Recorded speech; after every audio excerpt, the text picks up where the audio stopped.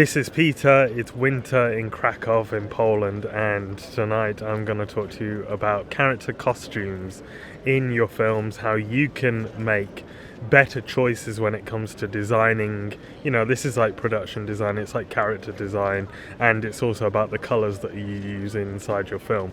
It is the number one way which you can assert your influence over the atmosphere without actually changing the background, without needing too much of a budget to actually do so.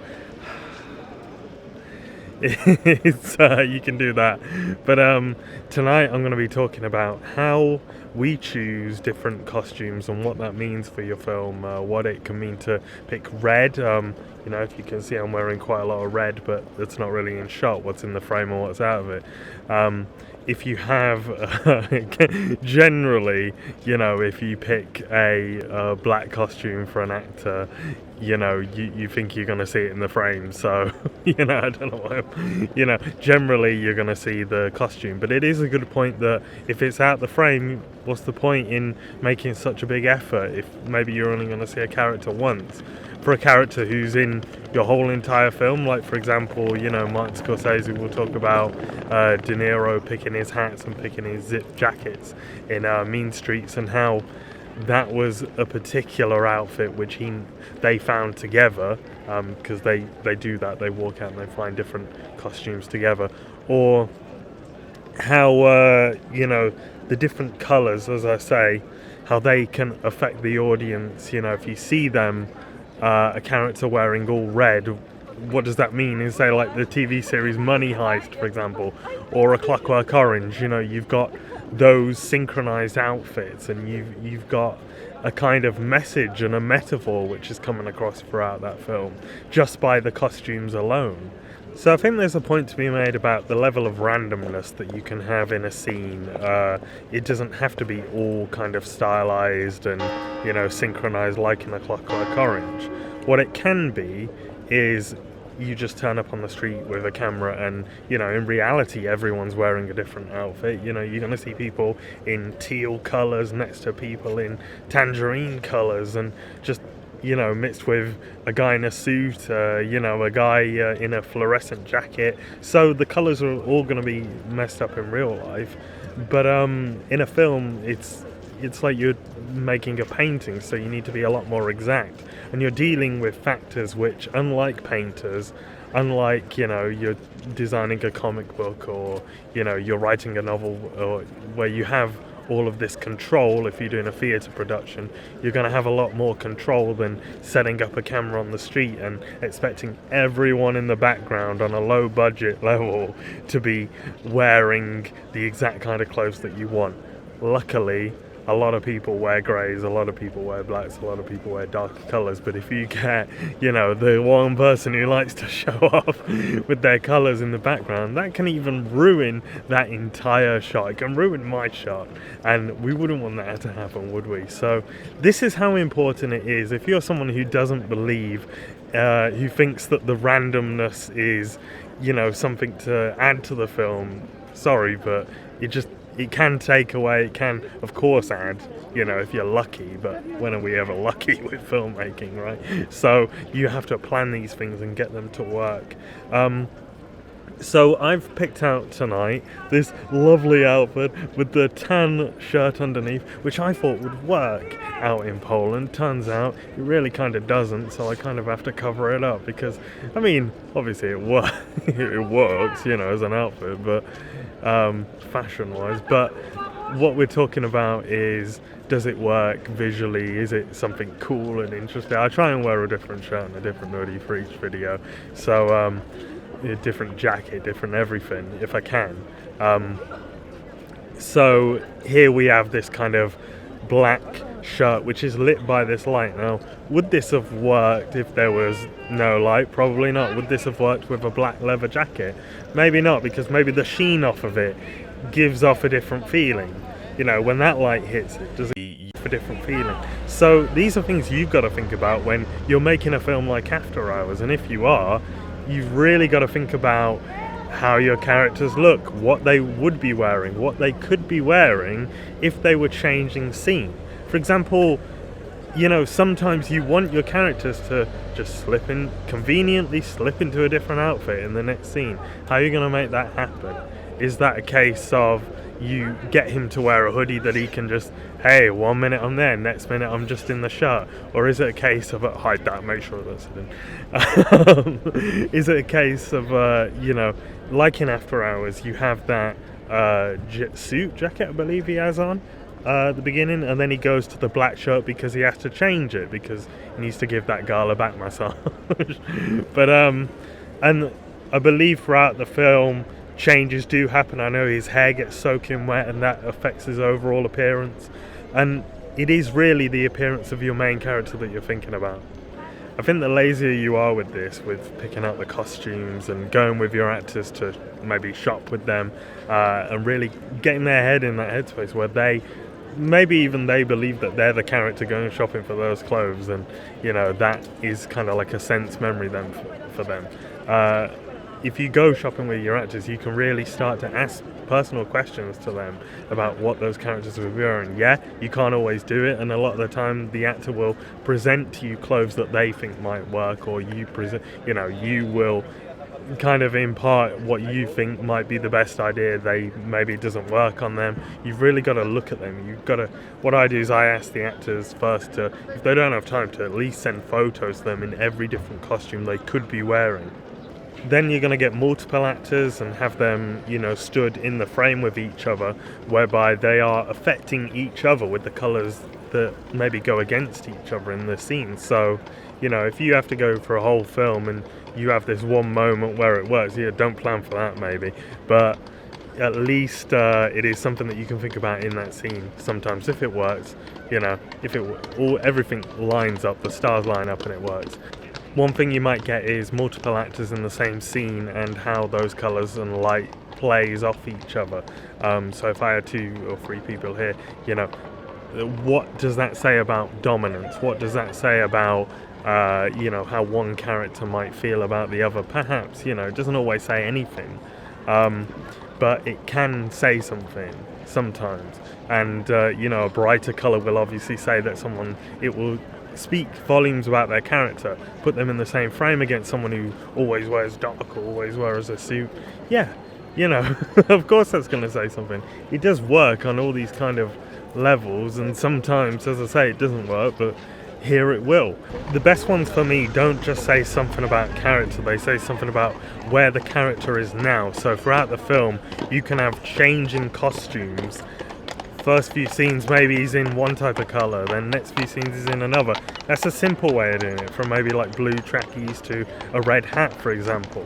Or you could do formal to informal wear kind of thing, or informal to formal, denoting that he's gained some power throughout the film perhaps, or gained some kind of maturity. Since that is a sign of maturity, it doesn't necessarily mean you're mature. You can play with these things. And there are a million different ideas of how you can actually work with this. The simplest is the ones I've just said. There is different levels of garbage collectors that you can have different, you can be promoted within certain industries and have an idea of where they're going from then on.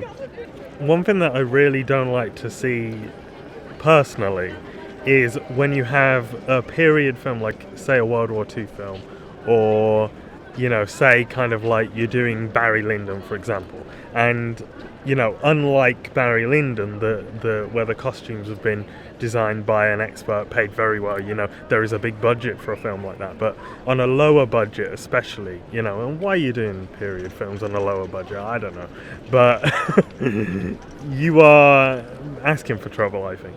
But if you have a period outfit, like say, a soldier and his outfit, and it's not dirty in any way, it looks like you've just picked it off the hanger in a prop department and put it straight on the actor. He can't connect to it, the character, so you're not going to get that great a performance. You get, something somewhat realistic, but you're not going to get anything amazing, where, you know, if you put De Niro in that, he isn't going to give you his best performance as he would in, say, a film like Mean Streets, where, you know, he's given the opportunity to be a part of a world and to think that way. It's not just his talent, it applies to every single actor on the planet if they care about being a part of an atmosphere, if they care about actually giving a great performance which is realistic to the situation that they're in. So it seems obvious to me that it does, but anyway, you know, if you have this period outfit where it's, you know, clean and looks like, you know, more like an advert for, I don't know, for World War II, where you've got these elements in the background, it seems to me like you can't really get across a sense of atmosphere from it. I mean, in my other videos I talk about texture, and the more texture that you have, say, even me just standing here, if I had a load of mud and dirt on my face, obviously right now it's inappropriate, but if I had a load of mud and dirt, it'd be a bit weird if I turned on the video, I had a load of mud and dirt on my face.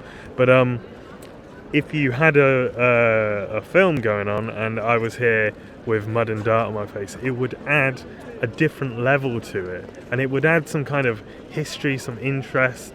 Sometimes it's not appropriate, as I say, but a film like Stalker is really good for that. Werner Herzog's films were really good for that. So just know that it can help the character get through the message as well. It's not a waste of time to do all this. It's also going to give your audience something to connect to, I think. A lot of people are probably going to ignore me and just go for this anyway, and to those people I say, just try it. Just try and make a film where you think that randomness is a great idea for costumes, where it looks like you haven't done anything.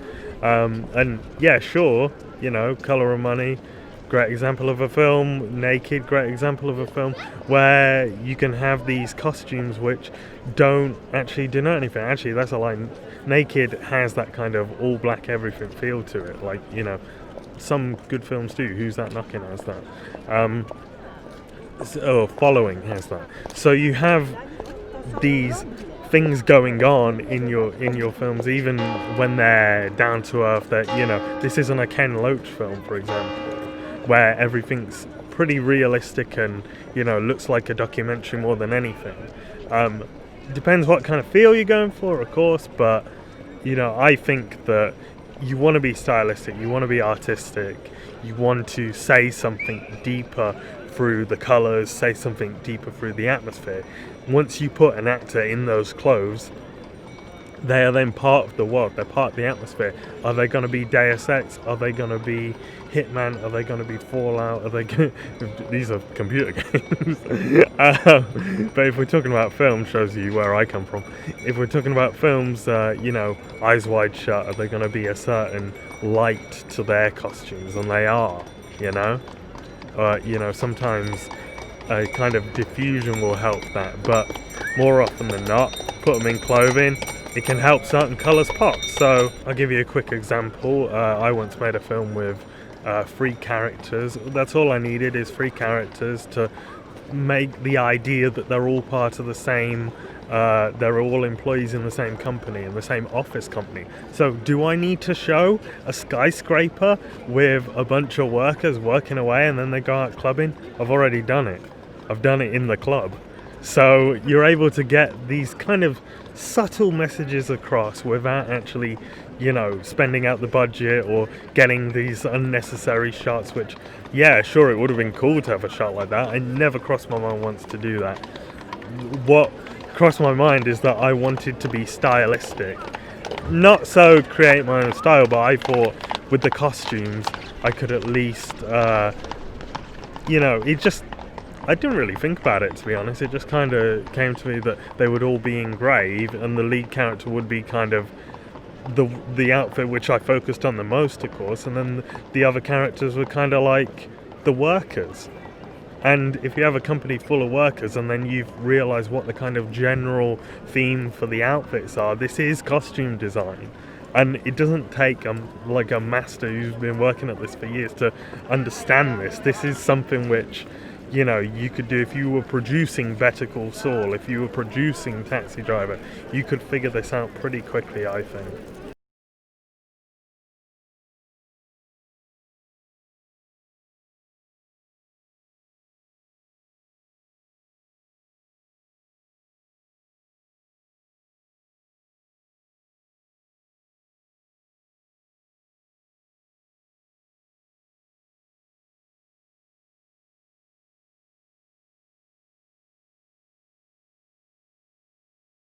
Now, if you want to see a lot more of these videos, if you want to see my topics ranging from character to cinematic language to atmosphere to sound to score composition to anything from the philosophy of filmmaking, from just films that you maybe should be watching, I go through all these topics like really in depth quite a lot of the time, and what I'm trying to do is build this kind of like full curriculum of different topics which can be really explored and really kind of, as time goes on, just kind of mastered and dissecting each film one by one, including my own work, including the stuff that's going forward in my own journey. So if you guys are going on a similar kind of journey and you need someone to follow and to kind of work along with and to kind of be a kind of mentor figure for that, then I realise I'm just inviting myself to be your mentor, but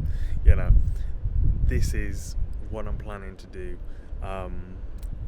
For that, I'm going to need some money. I'm going to need to be able to fund going out to places like this.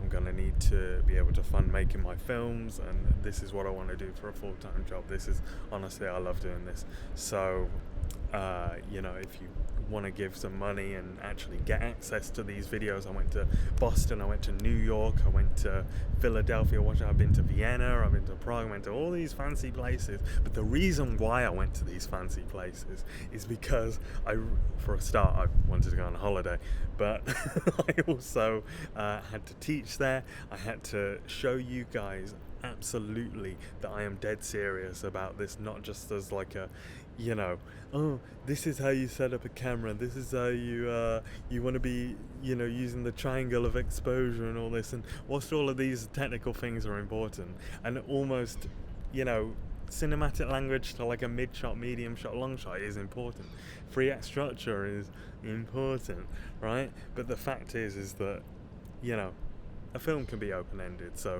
what the fuck is a 3-act structure? The fact is you can do whatever the fuck you like, really. It's just how it's judged in retrospect. Was it good in retrospect? So, is it an artistic piece? And if you guys agree, why don't you join up? Why don't you actually, go down, press the link, and, find these videos, pay for them, and get access to them. And I'll really appreciate that, and I'll be able to make more of them, and I'll be able to, fund doing them maybe at a higher production value. Maybe I'll get like, some kind of shots of films going on in the corner at the time as well, and that'd be really cool to be able to dissect films as I'm talking about them, maybe. And we shall see where we end up. But the only way I'm going to be able to do that is if I get a little bit of support, and you guys are going to get some great content because of it, because I will just not stop talking about film, and the stuff I have to talk about, the philosophy, the depth that I want to go to in this is like, this is like I'm going into my own psychology, let alone a filmmaker's kind of how far you can go with cinematic language and the philosophy of how you make a film. It's like, is there just one way to make a film, or is there multiple ways, or is that whole there's multiple ways thing a big lie? So click the link, get those bloody classes going, and you start now. We'll both build up our knowledge together. I encourage fucking comments which are gonna talk about this, which are gonna talk about how we can go a bit further with some of these ideas. I'm working it out the same way you are. I'm learning just as you are, just as Martin Scorsese is still learning now. I want him to be on this channel talking to him about what the fuck is film doing now. Where do we go from here now that the greats have come and gone, and now the new greats are here?